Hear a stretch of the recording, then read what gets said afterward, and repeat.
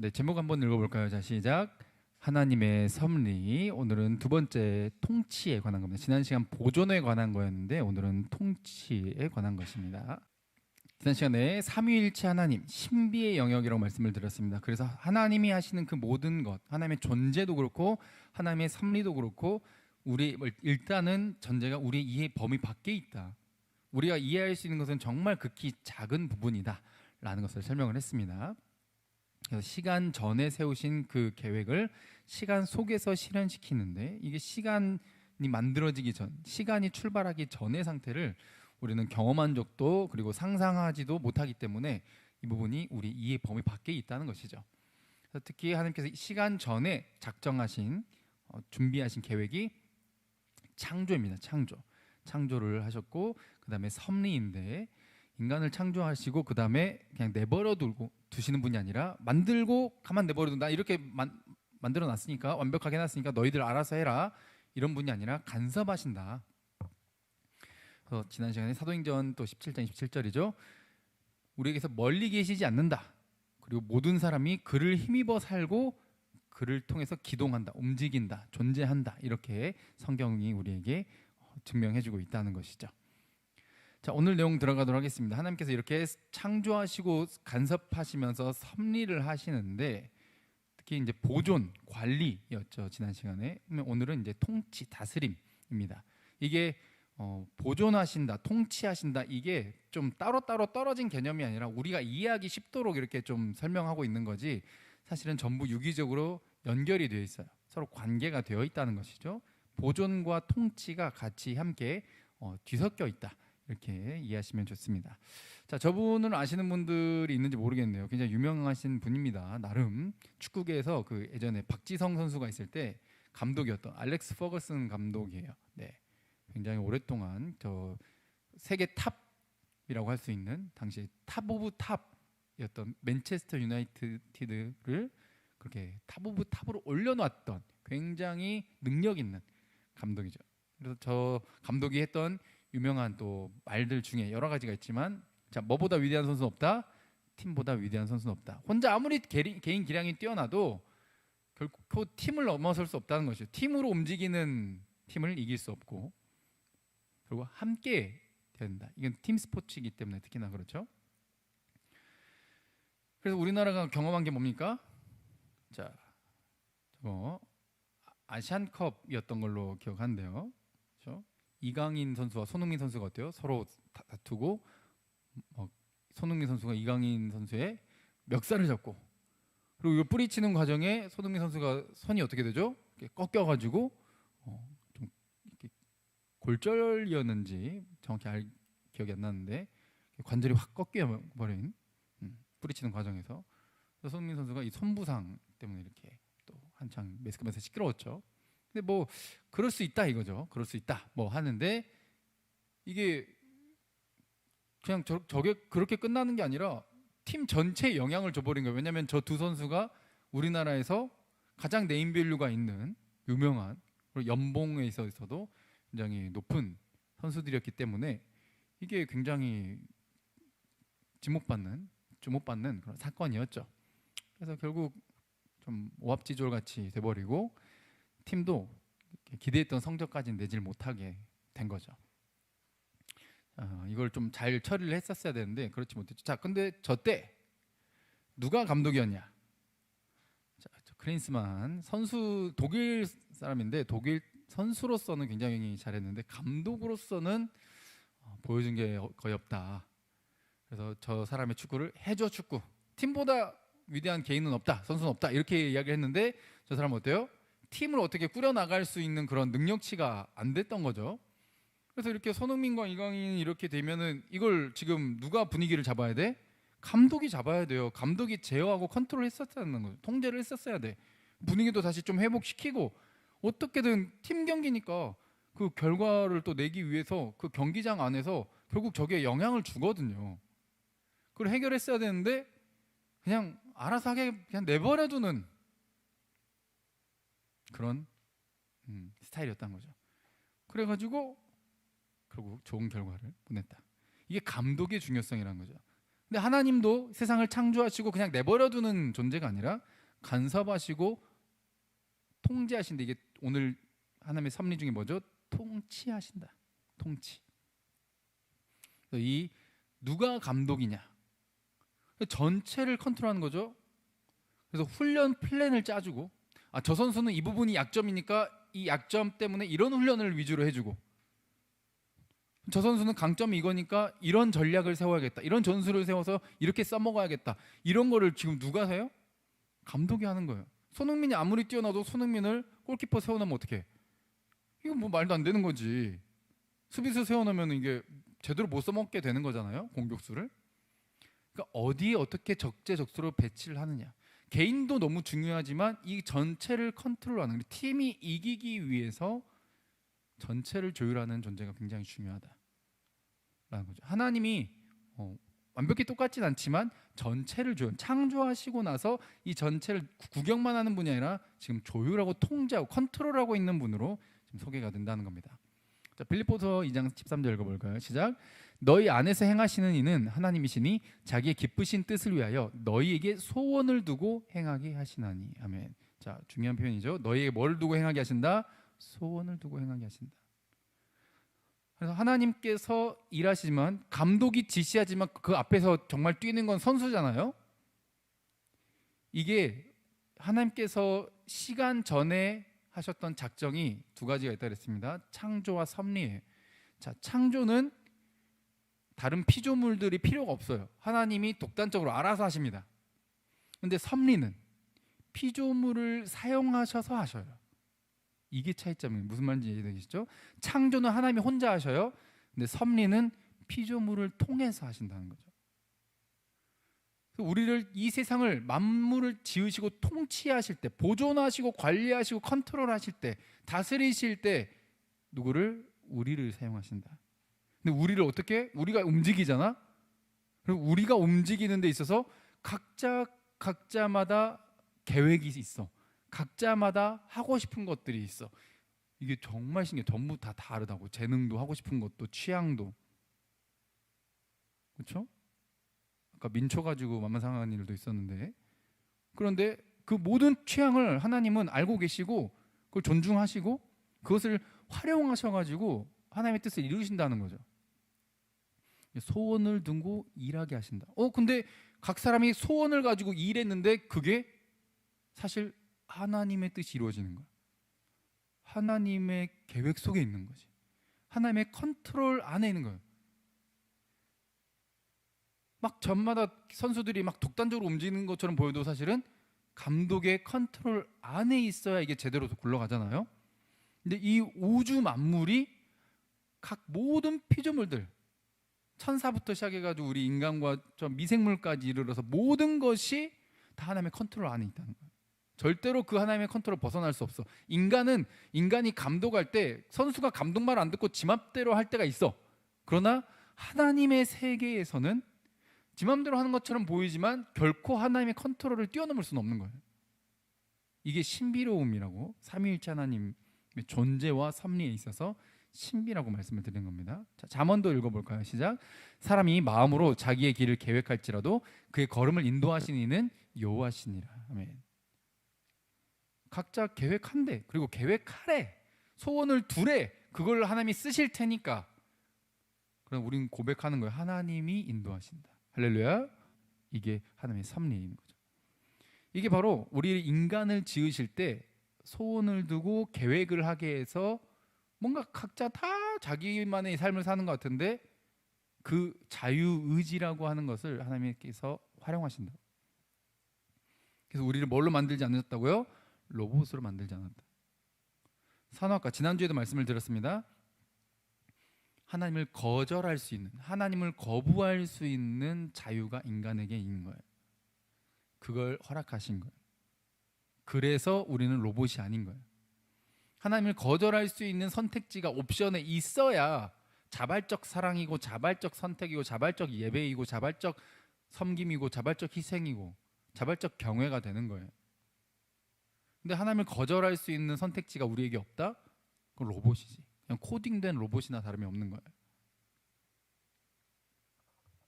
그래서 우리는 자유롭게 선택하고 행동을 합니다. 그러나 하나님이 그걸 통해서 일을 하시고 모두가 심지어 막 나쁜 사람들도 있고 악인들도 있고 범죄하는 사람들이 있고 뭐 이해할 수 없는 사건들이 막 펼쳐지는데 그 모든 게 결코 하나님의 통제를 뛰어넘을 수 없다는 거예요.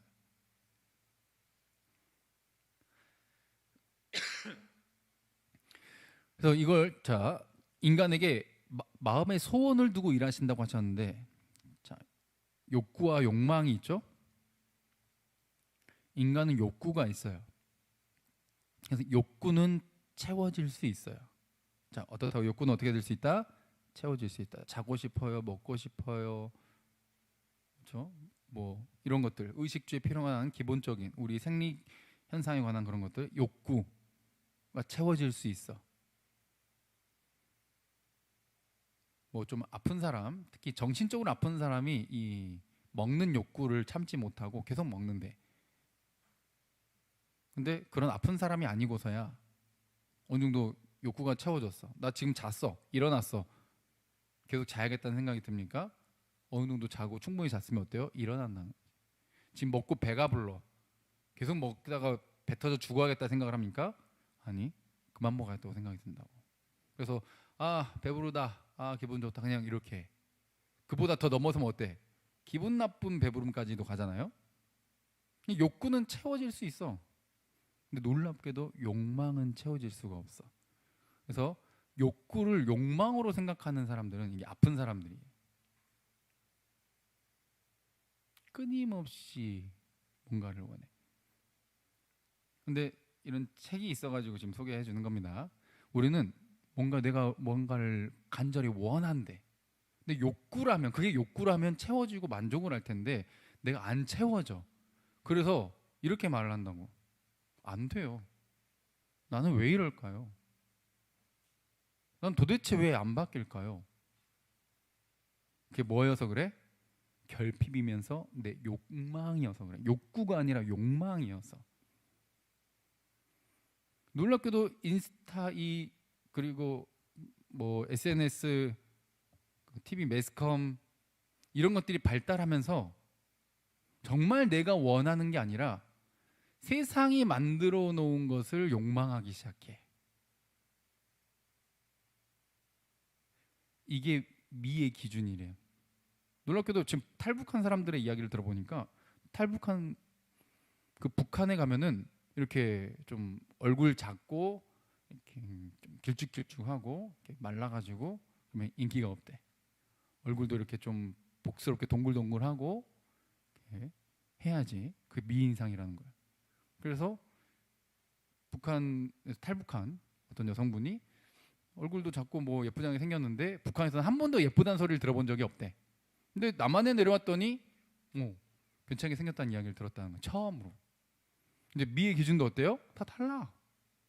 근데 어릴 때부터 하도 많이 봐가지고 뭘 TV랑 SNS랑 뭔가를 많이 봐서, 그래서 제가 막 뭐 연애 프로그램부터 해가지고 막 이런 거 함부로 막 너무 빠지지 말라고 이야기하는 게, 그게 무의식적으로 내 안에 자리 잡아요. 많이 보는 게 내 욕망이 돼. 많이 보는 게 내 기준이 돼. 그래서 어떻게 예배의 자리로 가고 어떻게든 말씀을 읽고 어떻게든 기도의 자리로 가고, 이게 그냥 하는 말이 아니라 매우 중요하다는 거예요. 평소에 내가 뭐에 많은 시간을 쓰느냐, 내가 무엇을 많이 보느냐. 성경에는 보다가 이 인간의 죄와 연관이 돼 있어요. 선악과도 어때요? 처음에 봤다고, 보암직도 하고부터 해요. 봤어. 그러니까 나를 정말 지혜롭게 할 만큼 탐스럽기도 해. 욕망으로 바뀌기 시작하는 거예요. 그러니까 절제가 안 되는 거지. 머리를 이거 먹지 말라 했는데 이거 안 돼. 뭐 먹어버리는, 칵칵 먹어버리는 거지. 욕구와 욕망은 달라요. 남이 세워놓은 미의 기준, 남이 세워놓은, 세상이 정해놓은 그 성공의 기준, 정말 내 눈에 이게 짝퉁과 진퉁 뭐 구분도 안 되고 그냥 이 가방도 예쁘고 저 가방도 예쁜데 괜히 갑자기 이제 똑같이 보였는데 이게 진퉁이래. 와 이거 막 한 천 몇백만 원짜리 가방이래. 갑자기 예뻐 보이는 거예요. 막 훨씬 더 좋아 보이고 막 그러고 보니까 막 이게 이음새도 그렇고 마무리도 그렇고 이거 굉장히 더 훨씬 나아 보이고 그런 착각에 빠진다. 그래서 내가 진짜 원하는 나의 욕구가 아니라 세상이 정해놓은 걸 욕망하는 거. 이걸 계속 세상에 부추기는 거예요. 그래서 정신 똑바로 안 차리면은 저기 쉽게 넘어져요. 그래서 어때요? 끊임없이 잘못된 선택을 반복해. 인간의 욕심은 끝이 없고 뭐를 반복한다? 같은 실수를 반복한다. 그래 내가 진짜 이걸 원하는 게 맞는지, 내 욕망이 투영되진 않았는지, 남이 정해놓은 기준, 내 날 맞추고 살고 있지는 않은지를 봐야 된다는 거예요. 자, 읽어볼까요? 자, 시작. 욕심도 습관이다. 습관은 고칠 수 있어요, 여러분. 안 된다고 말 좀 하지 마세요. 당연히 잘 안 고쳐지지. 저도 습관 고치는 게 어려워요. 안 고쳐져요, 잘. 그런데 포기하지 않고 하다 보면 습관은 고쳐져요. 특히 우리 예수 그리스도를 믿고 성령을 받은 우리들은 하나님께서 양심을 살려주시고 올바른 것에 대한 거룩한 욕망을 우리에게 주시거든요. 계속 거기를 추구하고 가다 보면 좋은 습관이 생겨나기 시작하고 안 좋은 습관을 떨쳐내기 시작하는 거예요. 당연히 한 번에 안 됩니다. 오래된 습관일수록 더 오래 걸리는 거예요. 그건 당연한 거예요. 관성의 법칙처럼 그런 거예요. 그러나 떨쳐낼 수 있다고 하시는 것이죠. 그래서 이렇게 우리의 선택들이 우리 실제의 결과로 나타나게 되는 거죠. 무엇을 봤냐, 무엇을 욕망했냐, 무엇을 선택했냐, 그래서 어떻게 행동을 했느냐가 실제로 결과를 뒤바꿔요. 그러니까 이거는 어떤 환상이 아니에요. 우리에게 코딩된 입력값이 아니에요. 운명론이라고 하는 운명이 아니야. 그래, 나는 오늘 저녁에 순두부찌개를 먹을 수밖에 없었어. 그건 창세전부터 계획된 일이었지. 그게 아니라 우리의 선택, 그 모든 걸 존중하신다고. 그리고 그게 실제로 어떤 환상이 아니라 우리 삶 속에서 뭘로 나타나요? 결과로 나타나요. 이걸 잊지 마세요. 여러분들이 생각하는 것이 여러분들이 느끼는 것이 되고, 여러분들이 느끼고 욕망하는 그것이 여러분들의 선택, 즉 행동으로 나타나게 되고, 그게 결과로 나오는 거예요. 그런데 이것을 메타인지가 안 되면 자꾸 남 탓하는 거예요. 환경 탓을 한다고. 이게 잘 안 되는데 날 못 바꾸겠대. 본인의 노력은 100 중에 10도 하질 않아 놓고 자기는 했대. 하긴 했겠지. 근데 지금 섭리 이야기하고 있어요. 하나님의 은혜이지만 우리가 해야 할 것이 있다는 것을 지금 강조하고 있는 거예요. 100대 100이라고 이야기를 했었습니다. 내가 할 일은 10도 안 해놓고 결과가 좋길 바래. 내 기준과 가치관을 올바로 내가 바로잡아져 있는지 점검하고 고치고 습관을 고치는 이 몸부림이, 이 임기점이라고 채워져야 될 그 양이 있는데 그건 채우지 않아 놓고, 내가 좋은 성적을 얻기 위해서 채워야 할 그런 노력의 양이 있는데 그건 채우지 않아 놓고, 난 자리에만 오래 앉아 있어서 공부 많이 한 거 아닙니다. 정말 집중해가지고 내가 정말 나의 것으로 만든 그 시간들이 있어야 하는데 그건 하지 않고 좋은 결과를 바란다? 말도 안 되는 거예요. 근데 이게 하나님이 지으신 세상의 섭리이고 법칙인 거예요. 우리가 한 선택은 우리가 그 결과를 받아들여요. 그리고 그 책임은 우리에게 있는 거예요. 하나님 탓도 할 수 없고 남 탓도 할 수 없고 부모 탓도 할 수 없고 환경 탓도 할 수 없는 거예요. 분명히 같은 상황인데, 아니 더 열악한 상황인데도 좋은 결과가 나오는 경우가 있거든. 그것을 환경이 이래서 이랬다라고 말할 수는 없는 거예요. 근데 우리는 자꾸 뭐 하고 싶어? 더 뭔가를 하고 싶진 않아. 그래서 제일 마음 편한 게 뭐야? 탓하는 거야. 그리고 나는 어때? 나는 존엄하고 나는 굉장히 괜찮은 사람이고 나는 굉장히 선한 사람이고 굉장히 나는 굉장히 가치 있는 사람이라는 걸 그게 나를 방어하고 싶으니까 계속 뭐래? 남 탓을 하는 거야. 이게 깨져야 은혜라는 걸 체험해요. 내가 한 행동은 내가 결과 받아들고 책임을 지는 거예요. 인간의 선택들은 그렇게 끝없는 욕망으로 이루어져 왔고 이게 역사 속에서 전쟁이라는 걸로 나타납니다.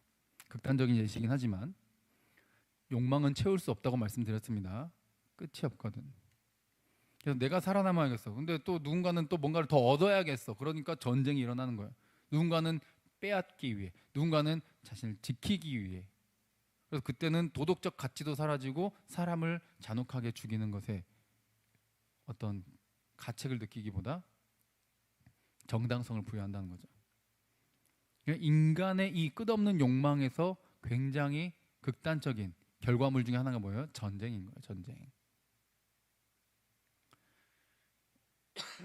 이 전쟁을 하나님 와 전쟁 이렇게 전쟁이 터지도록 하나님은 구경만 하시네 라고 자꾸 탓을 하려고 그러는데 인간이 잘못했잖아. 인간의 욕망이었고 그걸 왜 하나님 탓으로 돌려? 지금 욕구와 욕망에서 여기까지 온 겁니다. 욕구와 욕망 다르다고 말했어요. 욕망은 절대 채울 수 없어요. 인간의 역사는 그렇게 같은 실수를 반복하며 지금까지 온 거예요. 저기서 죽어나간 그 수많은 사람들, 하나님이 통치하시니까 저 사람들 안 죽게 할 수 있었네가 아니라 저들 중에 죽지 않게 하는 게, 저들이 죽지 않게 하는 게 하나님의 섭리가 아니라고. 그러나 전쟁을 겪은 사람들일수록 알아요. 뭐를 하냐? 그래, 죽은 사람들 말고 전쟁에서 살아남은 사람들이 있다고 한번 해봅시다. 살아남은 사람들은 내가 운동신경이 좋아서 내가 쟤보다 100m 달리기를 더 잘해가지고 살아남았다고 말할 수 있는 사람이 있을까요? 전혀 없어요. 운동신경과는 상관이 없어요. 거기선 그 빗발치는 총알 속에서 내가 살아남았다? 안 믿는 사람들은 그저 운이라고밖에 말을 못해. 근데 그 또한 하나님의 컨트롤 안에 있다라고 성경 말하는 거예요. 살아남았다? 쟤는 죽었는데? 그러면 나는 뭐라고 고백하는 거예요? 그죠? 이게 하나님의 섭리 안에서 나는 혜택을 누린 것밖에 없다라고 고백을 한다는 거예요. 하나님이 나의 피난처시고 환난 중에 만난 큰 도움이시다. 그래서 땅이 변하고 산이 흔들리고 바다 가운데 빠지고 바닷물이 솟아나고 뛰놀고 막 이것이 넘침으로 뭐 산이 흔들리고 그렇죠? 해일이 막 닥치고 막 지진이 나고 막 산사태가 나더라도 우리는 두려워하지 않을 거야. 왜? 하나님 나의 피난처시니까. 그러나 이게 무조건 여기에 지금 적용하는 게 아니라 살아남은 자들은 그저 운이었다 혹은 믿는 자들은 은혜였다. 그냥 그게 하나님의 섭리 안에 있었다. 이거밖에 말 못하는 거예요. 다 이해가 안 돼. 왜 저 괜찮은 사람들은 죽어나가고 나같이 모질한 사람이 여기 살아남아 있는지 여기에 있는지 이해할 수 없는 거예요. 하나님이 이해 영역 밖에 계시는 거예요. 근데 놀라운 건 하나님의 자녀들은 하나님이 그렇게 관심을 갖고 계시고 그 영혼을, 그 생명을, 특히 이 땅에서 육체의 생명이 아니라 영원한 생명을 지켜주시겠다고 약속하고 있는 거죠. 그래서 우리는 고백하는 것뿐이죠. 욥기에 보면은 각 사람들을 또 혹은 사탄까지도 각자 그냥 자기 자유의지대로 하고 싶은 대로 하게끔 놔두세요. 그냥 그래 그렇게 해라. 사탄이 요구하죠. 아니 저 욥이 하나님 복을 많이 주니까 저렇게 지금 하나님 잘 섬기죠. 좀 복을 뺏어 보세요. 바로 하나님 저주할걸요. 그래가지고 그래 해봐라. 대신 목숨은 뺏으면 안 된다라고 하고 고난을 허락을 해줍니다. 그래서 사탄이 가가지고 뭐하죠?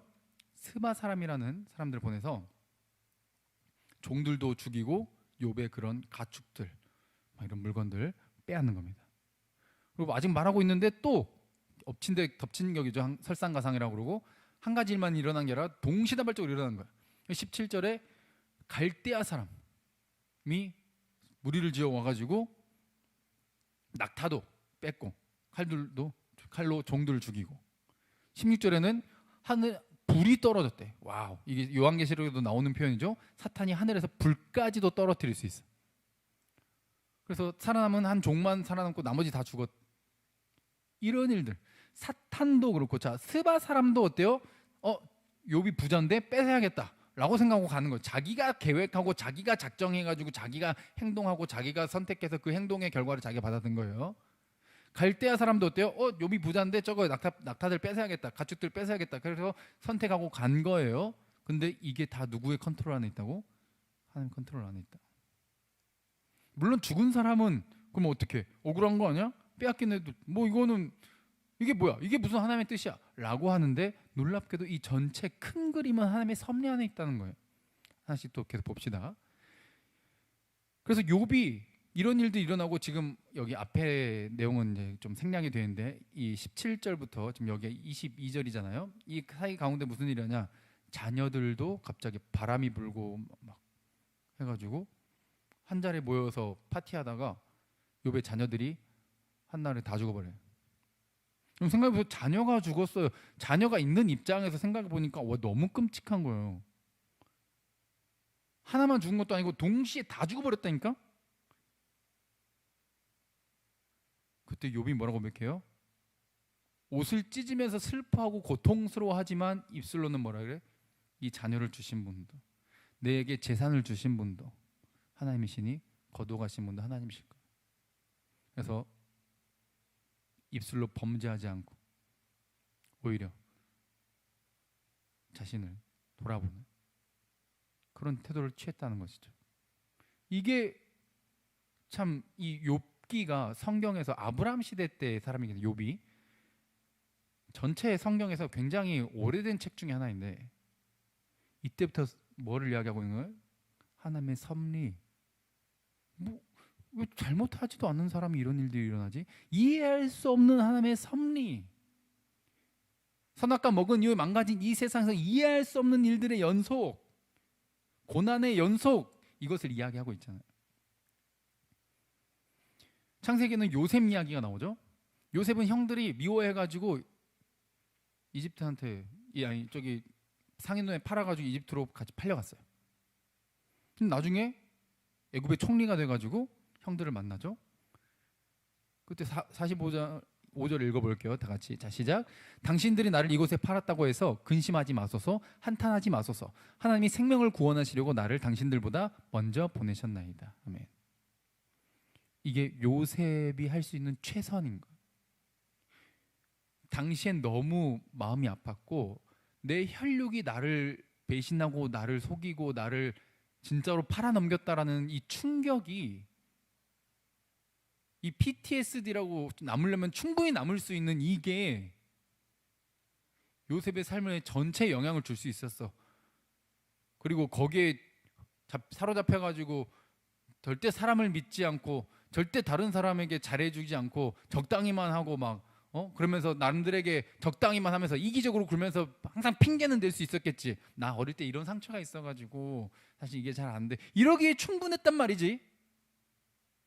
근데 그딴 식의 행동을 하지 않았어요. 왜?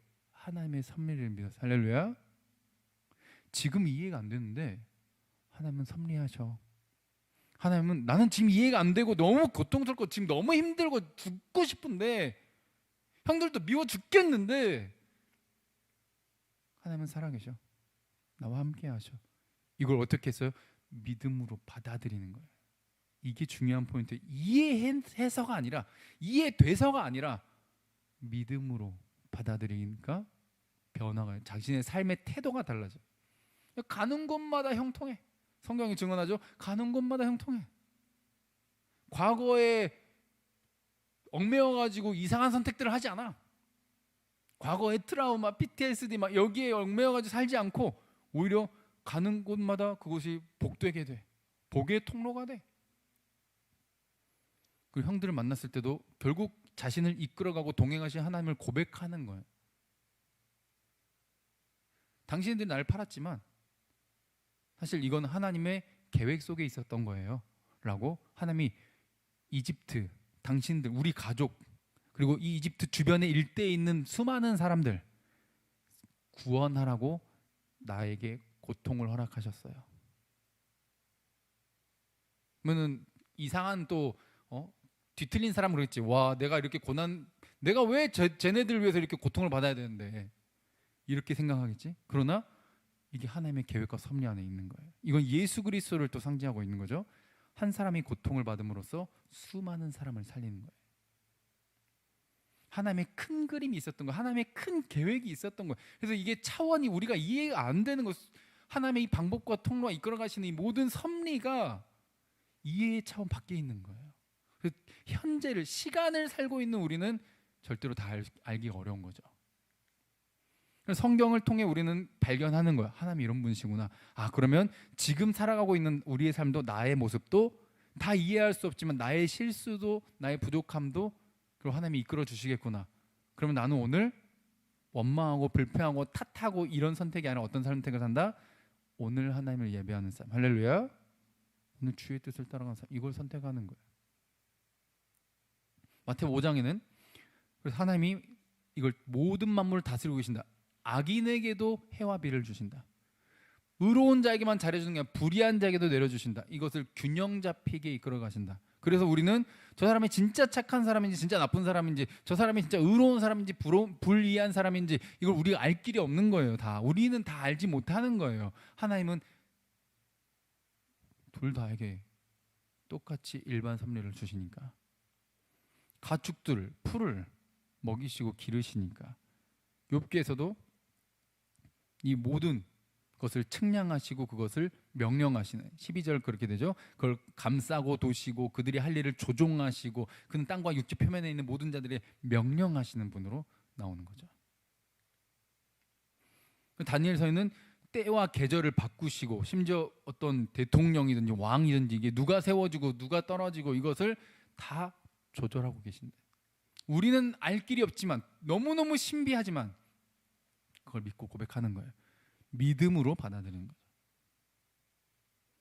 느부갓네살 왕도 그렇게 잘 나갔던 사람이 갑자기 정신이 이상해져 가지고 막 풀 뜯어먹고 막 짐승처럼 다니는 경험을 하게 되거든요. 그것에 대한 예언인 거죠. 그래서 느부갓네살 왕도 뭘 깨달아요? 내가 최고고, 내가 이 모든 걸 점령하고 제국을 건설해가지고, 나라는 사람 진짜, 와, 나님 진짜 대단하다, 난 역사책에 기록될 만한 제국의 왕일 거야. 근데 누가 사실 최고 통치자다? 하나님이 최고 통치자, 지극히 높으신 곳에 계신 왕 중의 왕, 킹 오브 킹스. 그걸 고백하게 되는 거예요. 모든 자가 한계가 있으니까, 그저 인간은 끝없는 욕망의 노예로 살아가니까. 그래서 우리는 그냥 하나님을 신앙하는 거예요. 신뢰할 뿐인 거죠. 믿음으로 살아가게 되는 거예요. 룻기에 보면 보아스와 룻이 만나게 되잖아요. 근데 룻이 이삭을 주우러 갔는데 그게 하필 보아스의 밭이었어. 이게 우연처럼 보이지만 하나님이 택한 자들에게는 이게 무슨 톱니바퀴가 굴러가면서 맞아가지는 것처럼 탁탁탁 맞아지게 하신다는 거예요. 이게 신비인 거예요. 신비. 인간의 눈에는 우연처럼 보이는 일들이 하나님은 그것을 통해서 일을 하시고 역사를 이끌어 가신다는 거죠. 사무엘상에 읽어볼게요. 자, 시작. 여호와는 가난하게도 하시고 부하게도 하시며 낮추기도 하시고 높이기도 하시노다. 가난한 자를 진토에서 일으키시며 빈궁한 자를 거름더미에서 올리사 귀족들과 함께 앉게 하시며 영광의 자리를 차지하게 하시는도다. 땅의 기둥들은 여호와의 것이라 여호와께서 세계 그것들 위에 세우셨도다. 아멘. 다윗도 동물들 그냥 양털 깎고, 동물들 그냥 이 배변 활동하고 한 데서 그냥 뒤섞여 있다가 그냥 하나님을 예배할 뿐이었어. 정말 하나님을 진심으로 사랑했고 하나님의 말씀을 달콤하게 여기는 사람이었을 뿐이야. 근데 갑자기 왕이 되는 거예요. 이게 이해할 수 없는, 하나님이 하고자 하면 해버리시는, 인간의 이해 영역 밖에 있는, 그래서 이루시는 하나님. 자, 로마서 8장 읽어봅니다. 시작. 우리가 알거니와 하나님을 사랑하는 자 곧 그의 뜻대로 부르심을 입은 자들에게는 모든 것이 합력하여 선을 이루느니라. 아멘. 그래서 이해할 수 없는 여러 인생의 순간순간들, 그게 선을 이루는데, 쉽게 말해 욥기의 결말도 그렇고 예수 그리스도를 닮는 거예요. 하나님의 형상이 되어가는 거죠. 잘 되기만 하면 그 사람은 절대 하나님의 사람이 되지 않아요. 교만하지, 지 잘난 줄 알지. 그러나 인생의 수많은 상황들을 통해 겸손을 배우는 거예요. 내 위에 하나님이 계신다는 걸 배우는 거예요. 내 위에 누군가가 있는 게 싫어서 먹어버렸던 그 선악과를 하나님께서 이 순서를 다시 고치고 싶으신 거예요. 네 위에는 하나님이 있다는 걸 기억해. 네가 아무리 대단하고 뛰어나도 하나님이 있어. 네가 아무리 안 되고 망해도 고난과 어려움 속에 있어도 하나님이 있어. 그러니까 이게 역전이 될 수 있고 동시에 또 겸손이 될 수 있는 거예요. 절대자이신 그분이 우리와 함께 하신다는 거. 결국 그분이 이루신다는 거. 그분의 컨트롤 안에 있다는 거. 이게 안 믿는 사람한테는 기분 나쁜 거고 싫은 거고 거부하고 싶은 것이 되지만, 믿는 자들에게는 그렇게 편안할 수가 없어. 믿는 자들에게는 그렇게 샬롬이야. 두렵지가 않아. 심지어 죽어도 주님 곁에 있기 때문에. 세상에서는 느낄 수 없는 이 편안함.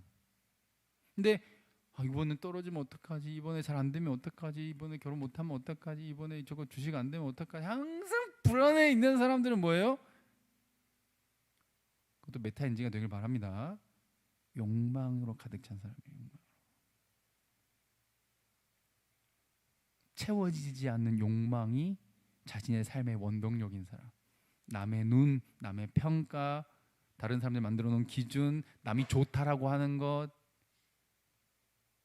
남이 예쁘다고 하는 거, 정말 나에게 필요한 것들, 내가 요구해야 될 나의 욕구가 아니라 세상이 정해놓은 것을 요구하니 오염된 욕망.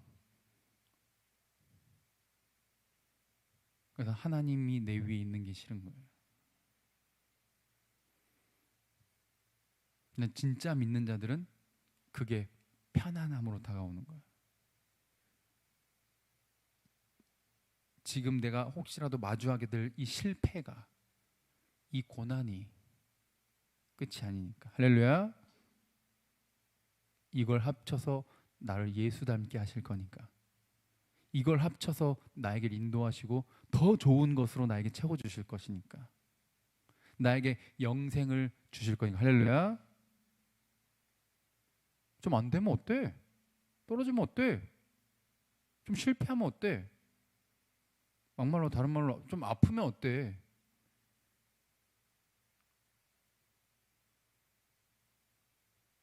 그것들을 대하는 자세가 달라져. 이 섭리하신 하나님을 믿는 자와 믿지 않는 자. 내 욕망이 하나님인 사람과 진짜 성경에서 말하는 그 하나님이 나의 하나님인 사람은 전혀 다른, 지금 나의 불안감과 지금 내가 누리는 샬롬과 이 천지 차이가 발생한다는 거예요.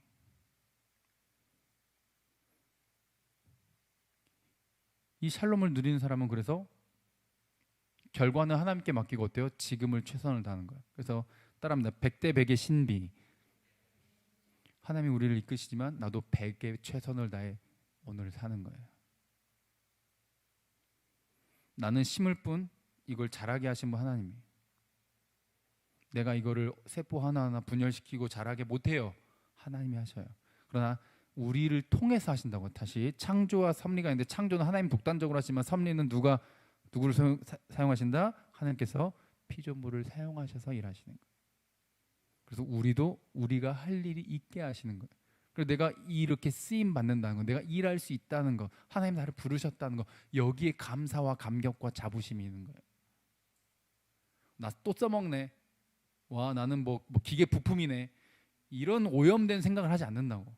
저 위대한 하나님이, 저 완벽한 완전히 선하신 사랑의 하나님이 나를 사랑하셔서 영광의 자리에 나도 함께 일할 수 있게 나를 부르시네.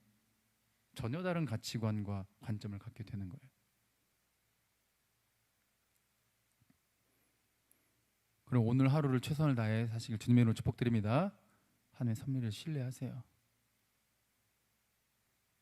죽어도 죽은 게 아니야.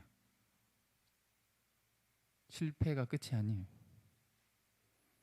이 또한 지나가는 거예요. 우리는 아는 거예요. 무한하시고 불변하시고 영원하신 그 하나님이 우리에게 주고자 하는 건 역시 그거라는 거. 우린 영원을 바라보는 거예요. 지금만을 바라보는 게 아니라. 그래서 지금을 위한, 아니 혹은 너무 단기적인 내 욕망, 단기적인 욕망을 채우기 위한, 단기적인 욕망을 채웠더니 길게 보면 그건 실패고 망하는 길이거든.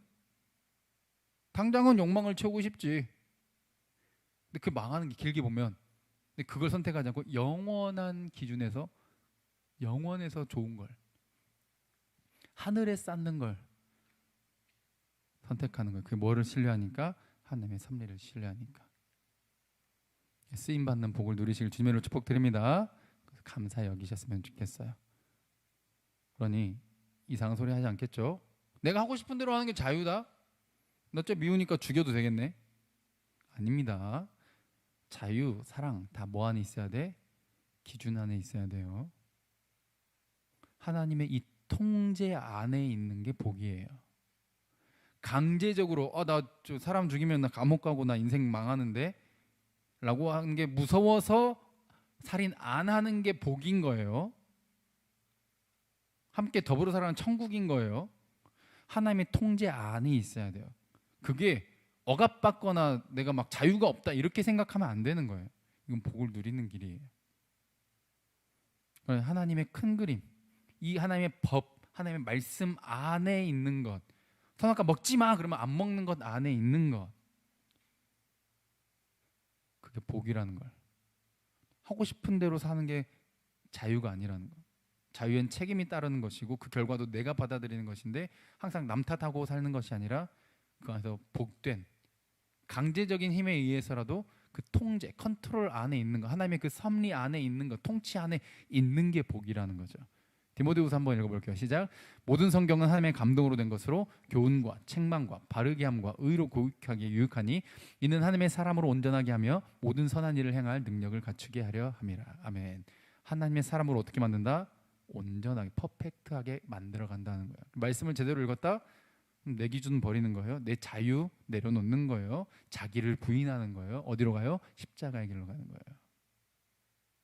그게 선한 일, 선한 방향, 옳은 길, 하나님의 사람을 온전해지는 길로 가는 거죠. 물론 저도 그렇고 여러분도 완벽하잖아요. 때론 넘어집니다. 유혹에 넘어집니다. 그러나 포기하지 않는 거예요. 그 방향성을 잃지 않는 거예요. 또 몸부림치는 거예요. 진심으로 그렇게 살고 싶은 거예요. 최선을 다하는 거죠.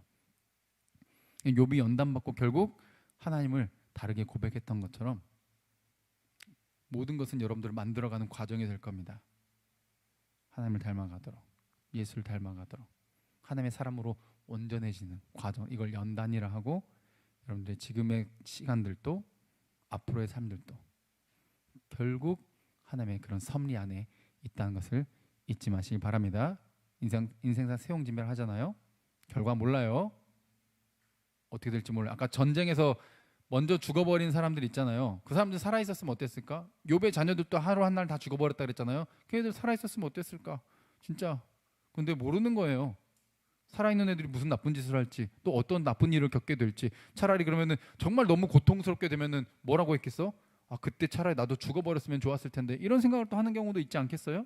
그러니까 그 결과를 몰라요. 우리는 그냥 내가 생각했을 때 이게 이렇게 됐으면 좋았지 않았나, 그건 내 생각이고 몰라요. 우리는 인생을 몰라요. 한 치 앞도 예측할 수 없어요. 그래서 하나님의 섭리를 신뢰할 뿐이죠. 이 전도서 제가 읽어드립니다. 하나님이 행하시는 일을 보라. 하나님께 굽게 하신 것을 누가 펴겠냐. 그러니까 형통한 날에는 기뻐하고 곤고한 날에는 되돌아봐라.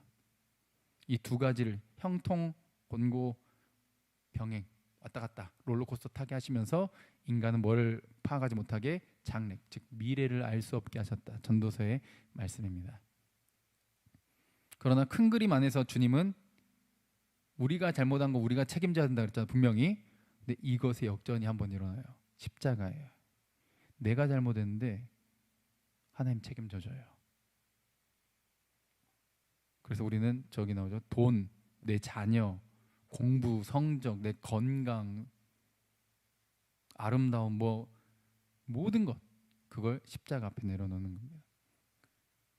내가 책임져야 되는 게 당연한데 저분이 대신 책임져 준 것 앞에, 그 사랑 앞에 겸손해지는 거예요. 감격하는 거예요. 그래서 그분을 사랑하는 거예요. 이게 진짜 하나님의 섭리, 큰 그림 속에서 섭리를 깨달은, 은혜를, 사랑을 깨달은 자들의 변화인 것이죠. 그러니 복을 누리는 길을 오늘도 선택하시고 하루하루 십자가에 감격하며 오늘 하루하루의 삶이 하나님께 영광되는 예배의 삶 사시길 주님의 이름으로 축복드립니다. 함께 찬양하고 기도하겠습니다.